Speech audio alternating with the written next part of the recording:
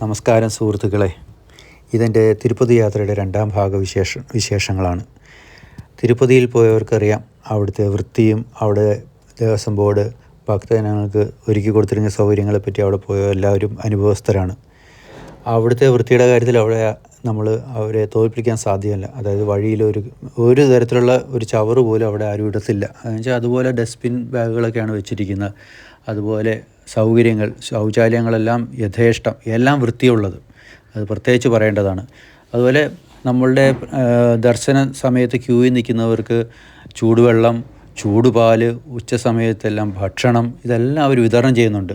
അവിടുത്തെ പ്രസാദ വിതരണമെല്ലാം നമുക്ക് ഒന്നും പറയാനില്ല, കുറ്റം, അതുപോലെ മികച്ചാണ്. ഇതെല്ലാം നമ്മുടെ ശബരിമലയിലും സാധിക്കാവുന്ന കാര്യങ്ങളേ ഉള്ളൂ. അവിടെ വരുന്ന ഭക്തജനങ്ങൾക്ക് കുടിവെള്ളം പോലും കിട്ടാനില്ല എന്ന് ചിലവരൊക്കെ പറയുന്ന കേൾക്കുമ്പോൾ വിഷമം തോന്നാറുണ്ട്. അതുകൊണ്ടാണ് ഞാനിത് വീണ്ടും പറയണത്. അവിടെ നല്ല വിശ്വാസമുള്ള നല്ലൊരു അഡ്മിനിസ്ട്രേഷൻ വന്നാൽ അവിടെ വരുന്ന ഭക്തജനങ്ങൾക്ക് എല്ലാ സൗകര്യങ്ങളും ഉണ്ടാക്കിക്കൊടുത്ത്, അമ്പലത്തിനും നല്ല വരുമാനവും വികസനവും ഉണ്ടാക്കി കൊടുത്ത്, നമ്മുടെ നാടിനും അതിൻ്റെ പ്രയോജനപ്പെടുത്താവുന്ന കാര്യങ്ങളേ ഉള്ളൂ. അല്ലാതെ ശബരിമലയിലെ മുകളിൽ നോക്കിയാൽ കുറേ കോൺക്രീറ്റ് സമുച്ചയങ്ങൾ വർഷങ്ങളായി കെട്ടിക്കൊണ്ടിരിക്കുന്നു. അതൊന്നുമല്ല അവിടെ അടിസ്ഥാനപരമായ ആവശ്യം. ഭക്തജനങ്ങൾക്കുള്ള സൗകര്യങ്ങൾ ഉണ്ടാക്കി കൊടുക്കുക, വരുന്നവരെ സന്തോഷമായി ദർശനത്തിന് സൗകര്യം ഉണ്ടാക്കി കൊടുക്കുക, എല്ലാവരോടും നന്നായിട്ട് പെരുമാറുക, ഇതെല്ലാം ചെയ്തു കൊടുത്താൽ നന്നായിരിക്കുമെന്ന് വിശ്വസിക്കുന്നു. സ്വാമി ശരണം.